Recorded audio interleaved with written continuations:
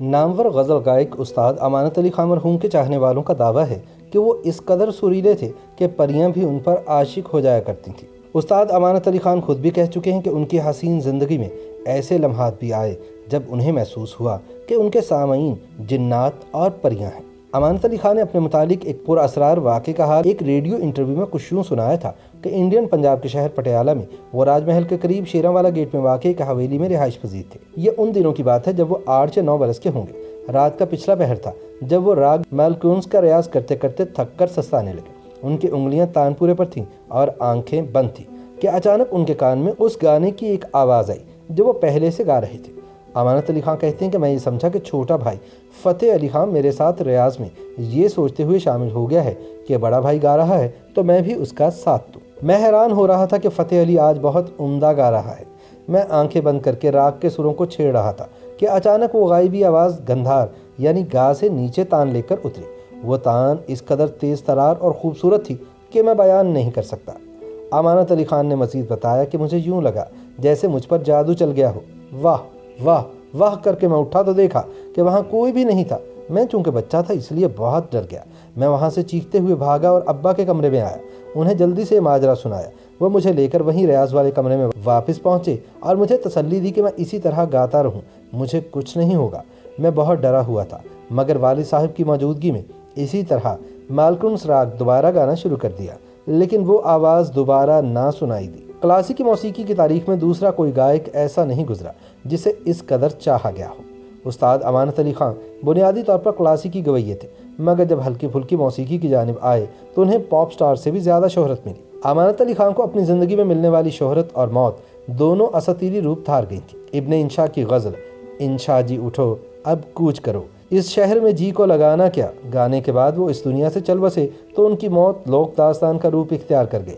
استاد امانت علی خان کے چھوٹے بھائی استاد حامد علی خان کا کہنا ہے کہ ممکن ہے کہ وہ ہمارے دادا استاد علی بخش جرنیل خان کی روح ہو، جنہیں وائس رائے ہند سر لارڈ جیمز بروس نے جرنیل خان اور ان کے جوڑی دار استاد فتح علی خان کو کرنیل خان کا لقب دیا تھا۔ استاد حامد علی خان نے کہا کہ یہ روایت موجود ہے کہ ہمارے بزرگوں سمیت دوسرے بڑے گانے والوں کو بھی جنات اور پریوں نے سنا اور ان پر عاشق ہو گئے۔ انہوں نے کہا کہ استاد امانت علی خان جیسا وجیح اور خوبصورت مرد میں نے نہیں دیکھا۔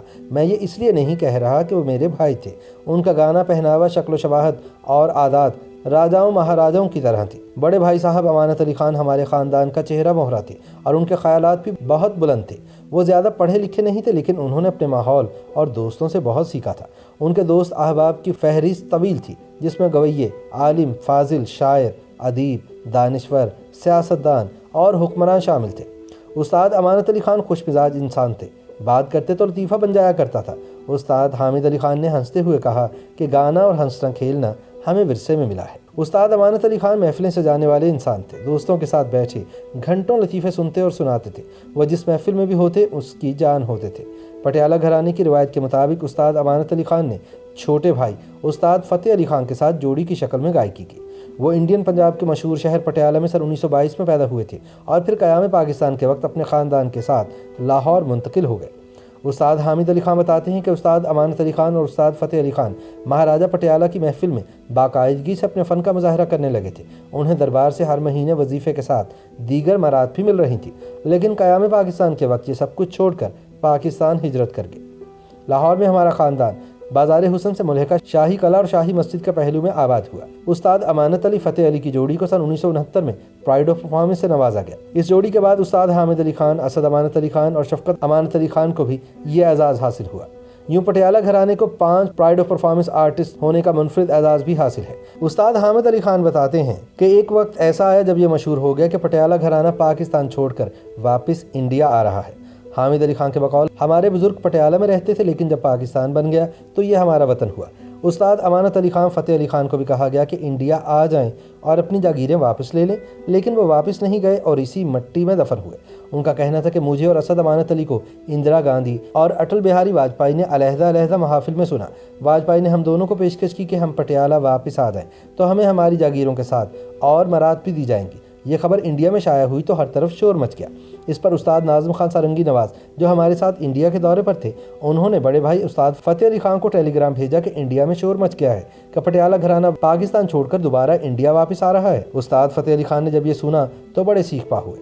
तब हमने उन्हें टेलीफोन पर बात करते हुए बताया कि आपकी तरह हमें भी पेशकश हुई है, लेकिन हम इंडिया में दोबारा सुकूनत इख्तियार नहीं करेंगे और जल्द पाकिस्तान आ रहे हैं। उस्ताद हामिद अली खान ने कहा कि मेरा जोड़ीदार असद अमानत अली खान दुनिया से चला गया है, हमें भी जाना है, लेकिन हमारी तुरबत भी इसी धरती में बनेगी जिसका नाम पाकिस्तान है। पटियाला घराने को यह एजाज़ हासिल है कि बड़े सगीर के मुमताज़ और बड़े गाने वालों का ताल्लुक इसी ख़ानदान से रहा, जैसा कि उस्ताद बड़े ग़ुलाम अली खां, उस्ताद बरकत अली खां, उस्ताद मुबारक अली खां, मलिका तरन्नुम, मैडम नूर जहां, मोहम्मद रफ़ी, फरीदा खानम, ग़ुलाम अली खां, उस्ताद फ़तेह अली खान, उस्ताद हामिद अली खां, उस्ताद असद अमानत अली खान और शफ़क़त अमानत अली खान समेत दीगर शामिल रहे हैं। उस्ताद अमानत अली खान बड़े सगीर के ऐसे फ़नकार थे जिन्हें क्लासिकी मौसीकी से वाबस्तगी के बावजूद कमर्शियल फ़नकारों जैसी मकबूलियत हासिल हुई। इसकी सबसे बड़ी वजह इनकी सहर अंगेज़ शख्सियत और पुख्ता फ़न के अलावा करियर के ख़ास हिस्से में गज़लें और मिली तराने गाना था, जिसके बाइस इन्हें बहुत ज़्यादा शोहरत मिली। उस्ताद अमानत अली खान के गाए मिली नग़मे निस्फ़ सदी गुजर जाने के बाद